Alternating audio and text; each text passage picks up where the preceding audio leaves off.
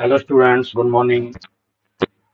Good students, आज मैं आपके सामने एक नया क्वेश्चन लेके फिर से प्रेजेंट हूँ। ठीक है। क्वेश्चन आपका सामने लिखा हुआ है, so that in the set of positive integers the relation divides is reflexive transitive but not symmetric. ठीक। इसको प्रूव करना है तो हम इस क्वेश्चन को बिना टाइम वेस्ट किए इसको सॉल्व करते हैं। चलिए ठीक, हम लोग चलते हैं सीधे क्वेश्चन पे। ठीक है। तो स्टूडेंट्स, आपके सामने क्वेश्चन आ चुका है। ये क्वेश्चन आ गया, so that in the set of positive integer the relation divides is reflexive transitive but not symmetric. इसको सॉल्व करने के लिए यहाँ पर रिलेशन सेट का नाम तो दे दिया बट रिलेशन कुछ स्पेसिफिक नहीं दिया गया है। तो इसलिए इसको कैसे करेंगे इस चीज को समझेंगे हम लोग। ठीक है। तो सबसे पहले यहाँ पे जो पॉजिटिव इंटीजर लिया गया तो यहाँ पे हम लोग सेट ले लेते हैं। सेट क्या रहेगा, सेट को राइट कर लेते हैं। ठीक। Set is equal to Z plus, z plus means set of positive integers. Clear. अब नेक्स्ट यहाँ जो रिलेशन का है ना, डिवाइड्स। तो डिवाइड्स कुछ कुछ नहीं कहा, a b x y z कुछ नहीं दिया गया। तो यहाँ पे सबसे पहले हमको रिलेशन रूस्टर फॉर्म में राइट करना पड़ेगा। ठीक है। तो यहाँ पे हम लोग दिखा देंगे रिलेशन, यहाँ कॉमा लेकर के relation, relation defined on z, divide से जेड प्लस रहेगा यहाँ पे, जेड प्लस। ठीक। रिलेशन डिफाइन किस तरह से किया जाएगा, R is equal to a comma b such that a divides b comma a comma B belongs to Z plus. इस तरह से रिलेशन को हम लोग डिफाइंड कर सकते हैं। ए डिवाइड्स बी,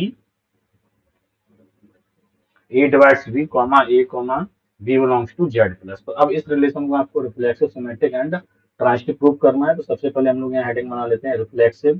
ठीक। देखिएगा इसको कैसे प्रूव करना है, रिफ्लेक्सिव। क्लियर। तो रिफ्लेक्सिव के लिए यहाँ पे एनी इंटीजर हम लोग ले लेंगे। तो यहाँ पे हम लोग दिखाएंगे लेट एनी एलिमेंट यानी a belongs to Z plus, a belongs to Z plus. इसको थोड़ा सा हम लोग और इस तरह से राइट कर लें, ए डिवाइड्स बी है। और अगर इसको हम लोग सिंपलेस्ट फॉर्म राइट करना चाहेंगे तो a comma b such that a divides b, otherwise क्या यहाँ पे मिलेगा, b is divide by a comma B belongs to Z plus.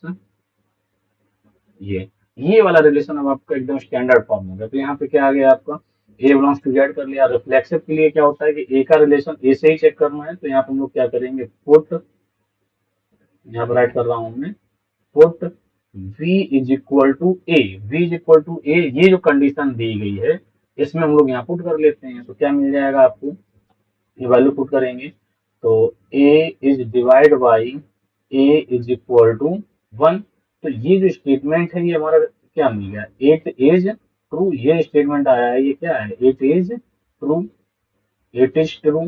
So that, so that a comma a belongs to R, so that R is reflexive।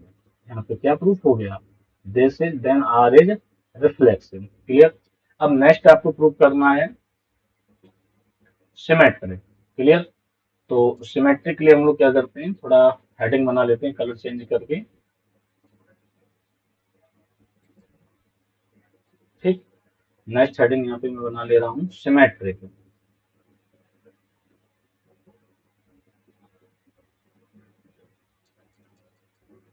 इसको ऊपर करना कर सकते हैं। ठीक। नेक्स्ट हेडिंग आपकी बनेगी अब सिमेट्रिक।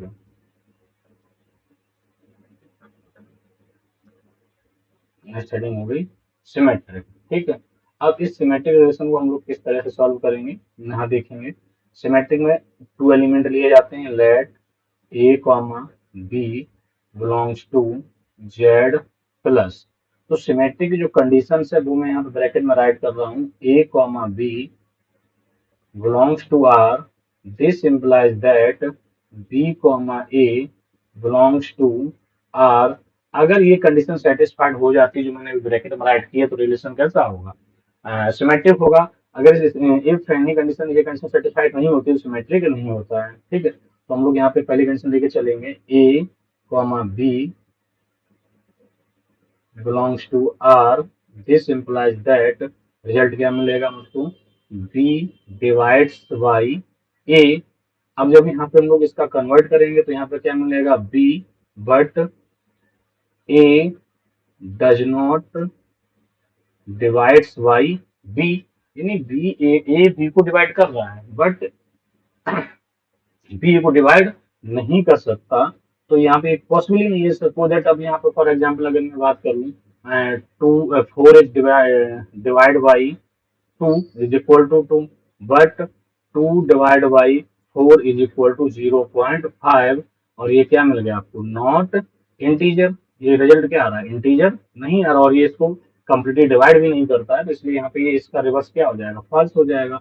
रिवर्स इसका सेटिस्फाइड नहीं करेगा, तो यहाँ हम लोग क्या दिखाएंगे, so that b comma a does not belongs to R, so that R is R is not symmetric. ये रिलेशन क्या हो जाएगा, R is not symmetric. Clear. तो यहाँ पे हम लोग प्रूव कर चुके हैं आर इज नॉट सिमेट्रिक। अब नेक्स्ट कंडीशन में आपको प्रूव करना है ट्रांजिटिव रिलेशन। क्लियर। तो हम लोग थोड़ा आगे बढ़ते हैं।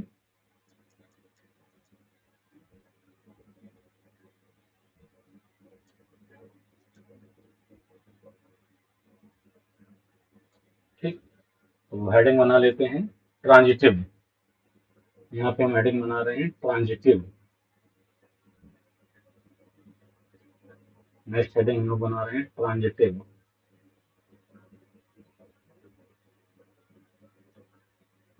ट्रांजिटिव। ठीक, अब इसको ट्रांजिटिव कैसे इसको प्रूव करेंगे, ट्रांजिटिविटी कैसे चेक करेंगे, देखिए। तो इसके लिए 3 एलिमेंट होने चाहिए। Then let a comma b comma c belongs to z plus any 3 element taken from the set given set। Then relation for transitivity की जो कंडीशन है वो मैं यहाँ ब्रैकेट में मेंशन कर रहा हूँ, a comma b belongs to R and B comma c belongs to R, और इन दोनों को जब कंबाइंड किया जाए देन इम्प्लाइज दैट रिजल्ट क्या मिलना चाहिए, we get a comma c belongs to R, then relation is transitive. Clear. तो अभी हम लोग क्या करते हैं, इसके ट्रांजिटिव चेक करने के लिए पहली कंडीशन लेके चलेंगे। ठीक है, तो यहाँ हम लोग दिखा देंगे taking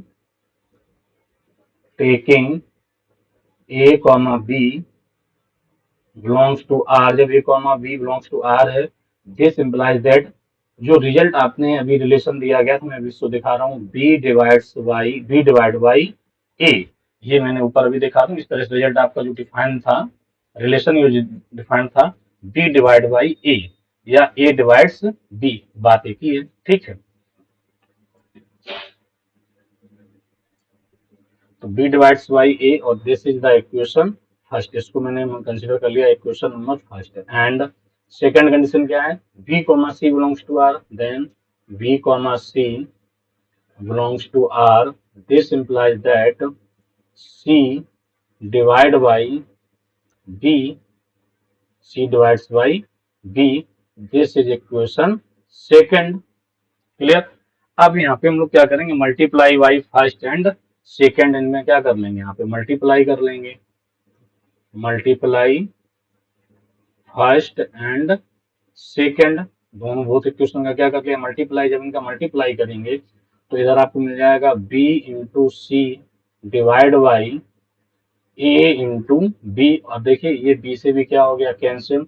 then we get c divide by a, this means a comma c belongs to R, so that R is transitive. ये रिलेशन आपका कैसा प्रूफ हो गया बच्चों, ट्रांजिटिव प्रूफ हो गया।